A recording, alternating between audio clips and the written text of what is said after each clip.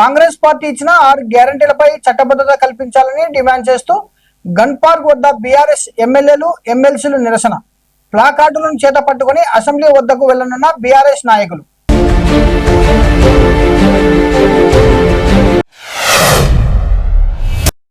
చంద్రగిరి మండలం ఎల్లంపల్లెలో ఏనుగుల గుంపు హల్చల్ సృష్టించింది.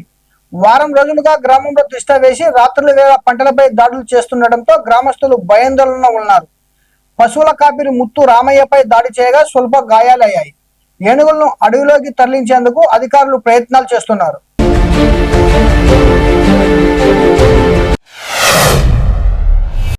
తిరుపతిలోని గరుడ వారధి ఫ్లైఓవర్ పై 2 ఆర్టీసీ బస్సులు ఢీకొన్న ప్రమాదంలో 10 మందికి తీవ్ర గాయాలయ్యాయి. వేగంగా వచ్చిన బస్సు ముందున్న బస్సును వెనక నుంచి ఢీకొనడంతో ఈ ఘటన చోటు చేసుకుంది. గాయపడిన వారిని వెంటనే ఆసుపత్రికి తరలించారు.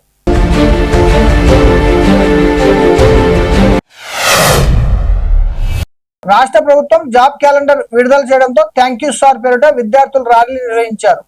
ప్రభుత్వ నిర్ణయానికి కృతజ్ఞతలు తెలుపుతూ భారీగా పాల్గొన్నారు.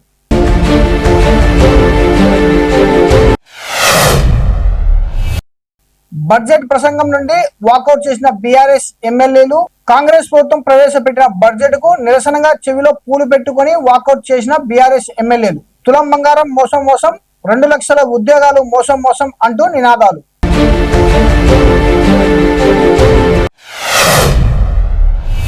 తెలంగాణ అసెంబ్లీలో పాము కలకలం. అసెంబ్లీలోని వీడియో పాయింట్ వద్ద ప్రత్యక్షమైన పామును బంధించి పట్టుకున్న ట్రాఫిక్ కానిస్టేబుల్.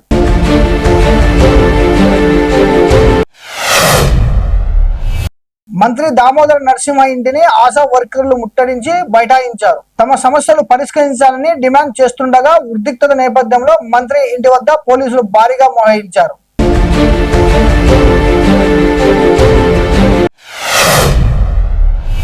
హరిచంద్రాపురం మరియు పాతపట్నం వద్ద ఎక్స్ప్రెస్ రైళ్లను కేంద్ర మంత్రి రామ్మోహన్ నాయుడు పచ్చజెండా ఊపి ప్రారంభించారు.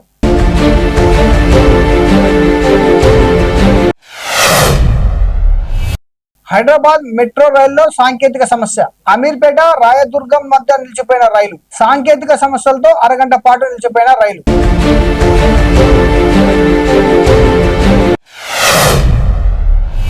లైవ్ రిపోర్టింగ్ సమయంలో క్షిపణి దూసుకొచ్చిన ఘటనలో ఆర్టీ జర్నలిస్ట్ స్టీవ్ స్వీనీ త్రుటిలో ప్రాణాపాయం నుంచి బయటపడ్డారు.